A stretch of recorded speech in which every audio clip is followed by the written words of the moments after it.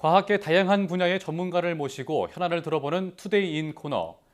오늘부터 격주로 한국방송통신전파진흥원 이상훈 원장과 함께 일상 속의 방송과 통신, 전파와 관련한 이야기를 나눠볼 텐데요.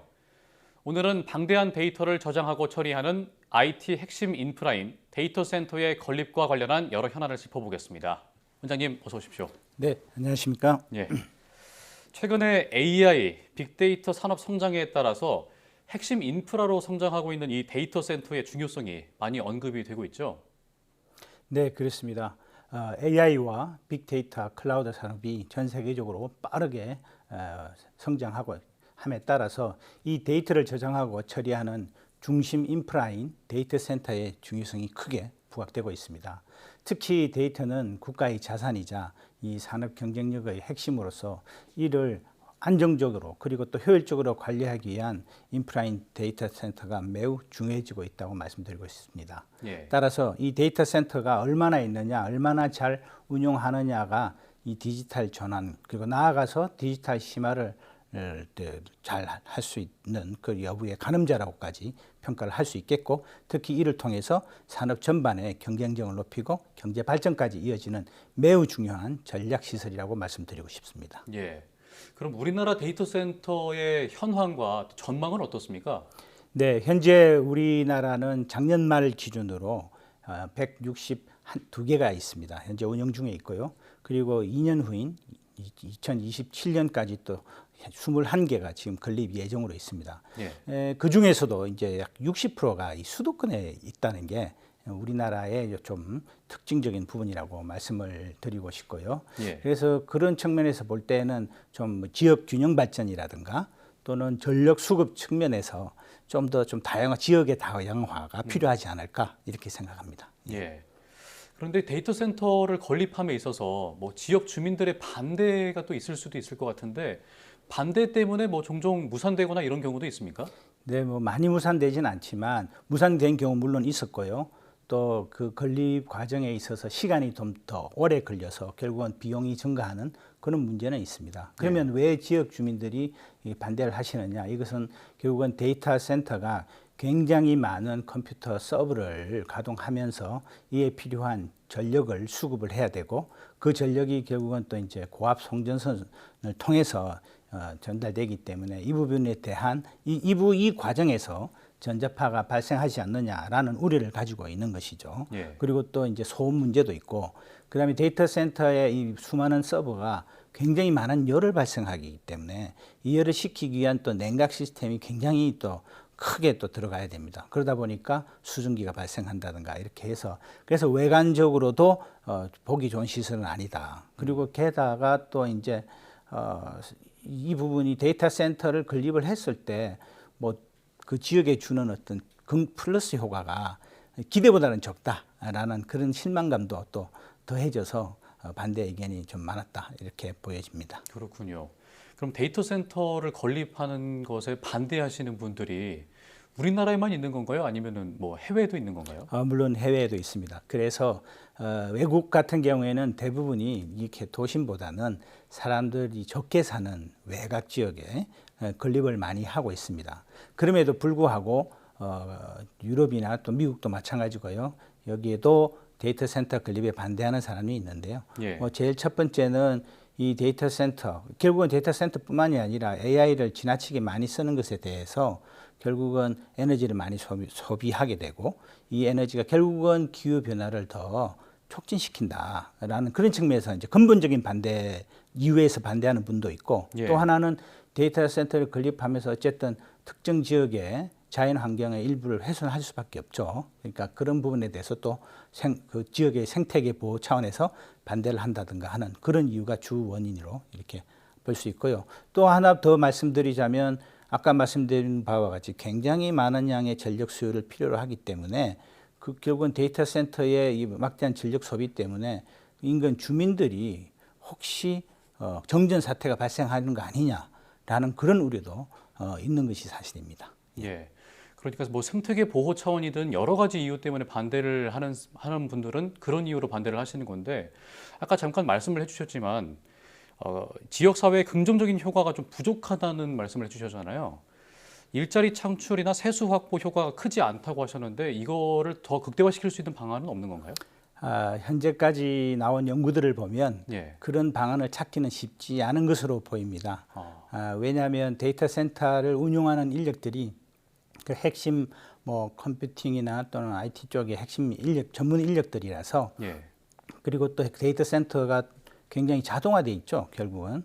그래서 기본적으로 많은 사람이 필요치 않다라는 말씀을 드리고, 예. 그 다음에 또 이제 데이터 센터에서 뭐 제품이라든가 서비스가 바로 거기서 생산되고 소비되거나 판매가 되는 게 아니니까 예. 결국은 세수 정대 효과도 기대만큼 크지 않았던 것입니다. 그래서 이 부분에 대해서 데이터 센터를 건립하시는 기업이나 또는 공공기관들이 좀 고민을 좀 더 해보실 필요가 있을 거로 보입니다. 그렇군요.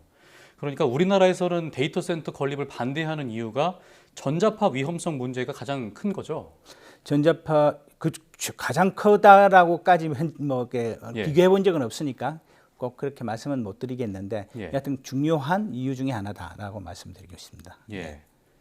그 데이터 센터로 인해서 그 노출되는 전자파의 세기가 어느 정도 수준인가요? 지금 이제 그러니까 데이터 센터뿐만이 아니고 전기 전자기기에서 발생하는 전자파가 인체에 유해할 수 있느냐 없느냐에 대한 그 논란은 1980년대 본격적으로 일어났습니다. 그래서 그때부터 전 세계 주요 국가들이 전자파의 인체 유해성에 대한 연구를 본격적으로 시작했고 우리도 90년대부터 본격적으로 시작을 했습니다. 그리고 2000년대 들어와서 세계보건기구 유엔의 WHO가 전자파 세기에 대한 가이드라인, 기준을 만들어서 발표를 했고요. 예. 각국 정부는 이 WHO의 권고 기준에 맞추어서 전자파 안전 정책을 수립을 했습니다. 우리나라 같은 경우에는 WHO보다 더 그 기준이 엄격하고요. 그 엄격한 기준에도 저희가 측정한 결과 대략 5% 정도밖에는 전자파가 나오지 않기 때문에 예. 거의 대부분 매우 안전하다 이렇게 말씀을 드리고 싶습니다. 다만 어린이, 유아라든가 또는 전자파에 장기 노출될 수 있는 그런 직업군 같은 경우에는 좀 더 유의를 할 필요가 있기 때문에 저희들은 그런 시설, 그런 장소에 대해서는 또 전자파 측정을 수시로 하고 있습니다. 예. 그러니까 실제로 인체에 뭐 해로운 수준까지는 아니라는 말씀이신 거죠? 현재 그렇습니다. 그렇군요. 예.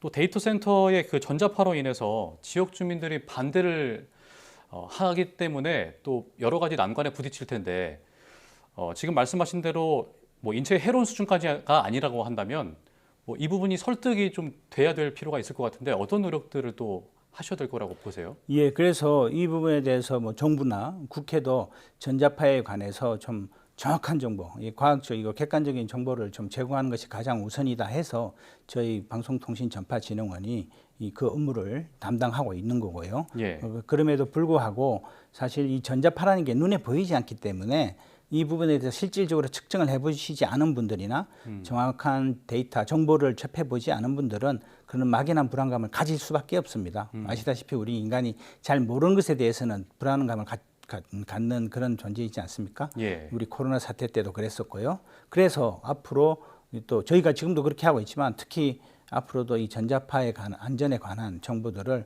더 투명하고 그리고 더 널리 알리기 위해서 여러 가지 활동을 하고 있습니다. 예. 그래서 그 데이터 센터와 관련한 정부 국회의 대응은 최근에 이제 데이터 센터를 건립을 할 때에 전자파의 영향을 받을 수 있는 인근 주민들에게 인근 주민의 그 의견을 반드시 수렴을 하는 그런 절차를 의무화하는 법안을 발의를 했습니다.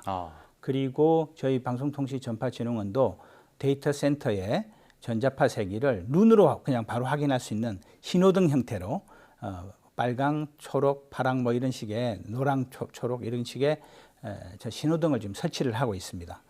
올해부터 이제 설치를 하고 있는데요. 예. 앞으로 이것들을 더 늘리고 또 그리고 지금까지 해오고 있는 그 전자파 안전정보 포털 사이트가 있습니다. 저희 기관에서 운영을 하고 있는데요. 이 기관의 이 포털 사이트에 오시면 본인이 살고 계시는 지역의 전자파 세기도 확인을 할 수 있고 그리고 더 세밀하게는 우리 집에서 전자파가 어느 정도 측정이 되는지도 측정을 할 수 있습니다. 그래서 그 저희 사이트에 오셔서 신청을 하시면 저희들이 바로 지원을 해드립니다. 예.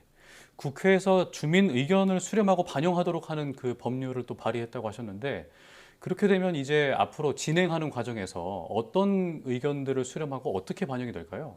그러니까 일단 전자파 같은 경우에는 실제 전자파가 그도 얼마만큼의 실제 유해한지 안 한지에 대한 그 기준과 평가 방법, 측정 방법 이런 것들을 시연도 하고 그다음에 또 그에 관한 정보를 기본 정보를 제공을 하고 또 그러면서 주민들에게 또 의견을 또 구해보고 이런 과정을 통하면은 아마 주민들께서도 뭐 거의 대부분 다 수긍을 하시지 않을까 이렇게 생각을 합니다. 예. 또 정부에서 이 전자파 신호등을 또 설치를 하는 그 계획을 또 발표를 했다고 하셨는데 그건 언제쯤 진행이 될까요? 지금 저희가 시작했고요. 예. 예, 앞으로 계속 확대해 나갈 예정입니다. 이미 시작했군요. 네, 그렇습니다. 예. 예, 올해 시작했습니다. 예. 끝으로 이제 한 가지 질문 정도 더 드려보겠습니다. 그 데이터 센터 전자파로 인한 이슈가 또 지속 제기되고 있는 상황인데 전파진흥원의 역할은 뭐라고 생각하시는지 여쭤보겠습니다. 예, 데이터 센터뿐만 아니라 우리가 일상적으로 사용하는 스마트폰이나 컴퓨터 이런 데에서 전자파는 항상 나오게 돼 있습니다. 예. 그래서 이 기기들에 대한 전자파가 어느 정도의 강도로 나오는지 이게 인체에 유해한지 그리고 아까 말씀드린 바와 같이 어린이라든가 또는 여러 사람이 모여 있는 그런 밀집 시설에 있어서 경우에 또 전자파가 강도가 어느 정도 되는지를 특히 저희가 주시하고 있는데요. 이런 부분에 대해서 더 저희가 세밀하고 촘촘하게 측정을 하고 그리고 그 정보를 아주 거의 신속하게 많은 분들에게 바로 알릴 수 있도록 하는 그 투명한 정보의 어떤 공유, 확산 이것이 저희가 할 일이라고 생각을 합니다. 그래서 이 부분에 대해서 더 철저히 좀 하도록 노력하겠습니다. 예. 오늘 이렇게 한국방송통신전파진흥원 이상훈 원장님과 함께 말씀 들어봤습니다. 오늘 말씀 고맙습니다. 네, 감사합니다.